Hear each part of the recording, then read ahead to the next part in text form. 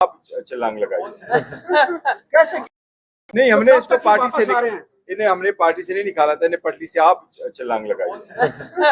कैसे? इनकी पटड़ी कौन चला रहा था? इनकी पटली टेढ़ी है, इन्हें छलांग नहीं लगाई है। अभी ये और बात ये पटली जो है ना वो जरा जिग-जैग ज्यादा है। अभी ये किस पटड़ी की बात कर रहे हैं? ये किस पटड़ी की बात कर रहे हैं कि आपकी पटड़ी टेढ़ी है, उस वजह से आप नहीं लाइन में आ रहे? बात ये है ना, ये तो हमारे दिल में रहता है। ये हमें पार्टी से निकाले न निकाले, वैसे मैं आपको एक अर्ज करूं, इनसे हमने मोहब्बत की है, बाकी जो है पार्टी। गौर साहब, इनकी जो कुर्बानियां उनका इतराफ करते हैं आप?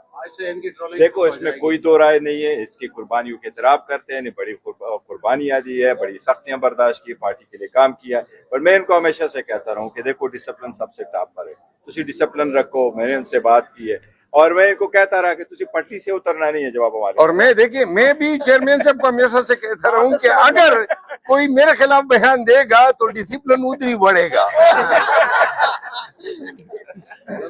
अच्छा, शेरवली साहब।